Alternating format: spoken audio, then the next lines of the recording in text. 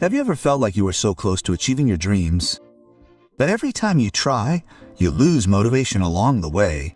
You start out with enthusiasm, but little by little, the passion fades, and all that remains is doubt. Today, I'm going to tell you the story of Francis, a boy who kept failing until the day he discovered a powerful weapon, discipline, and what he experienced in that moment. It will inspire you to never give up again. Before you start, take a second to subscribe if you want to receive stories that awaken, shake up, transform, and most importantly, stay until the end. In a small town, there lived a 15-year-old boy named Francis. His dream was clear: to join his school's soccer team.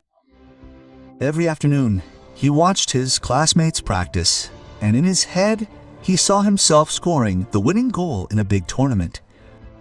But Francis had a problem. He lacked consistency. He would always start out with energy and then give up after a few days. One day, he plucked up the courage and went to see the coach, Mr. Roy. "Coach, I want to join the team," he said in a trembling voice. Mr. Roy stared at him for a moment before answering. "Wanting to do something is not enough, Francis. Are you ready to train every morning at 5 a.m. for a month?" Francis nodded, not realizing the proof he was waiting for. The first day, Francis jumped out of bed, full of motivation. The second day, it was harder. On the third, he turned off his alarm clock and went back to sleep. When he arrived at the field later, Mr. Royal was waiting for him. "Discipline is the foundation of success. Without it, you won't get anywhere." Those words hit Francis like a slap in the face. That night, Francis made a decision. He had to change. He set his alarm clock far from his bed, laid out his clothes the night before, and made a promise to himself. Even on the toughest days, he would train for at least 10 minutes. Little by little, a habit formed. His body adapted. His mind strengthened.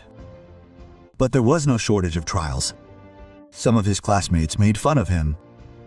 "You're not even good enough to be selected." One evening, his big brother Anil came into his room. "What matters is not being perfect, but persevering." These deaths lit a flame in Francis' heart. Weeks before the selection, Francis injured his ankle. Lying in his room, he thought, what if it had all been for nothing?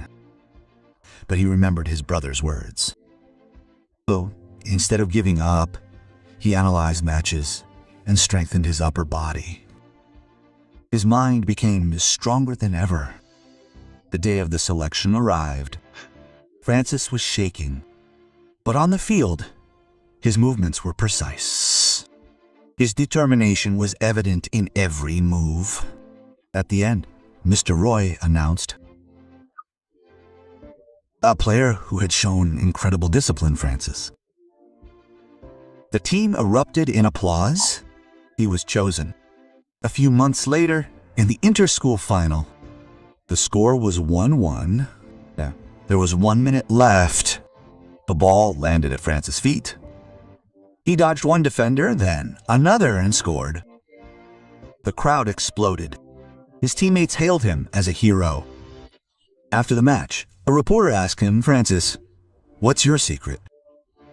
He replied with a smile, "It wasn't talent that got me here, it was discipline.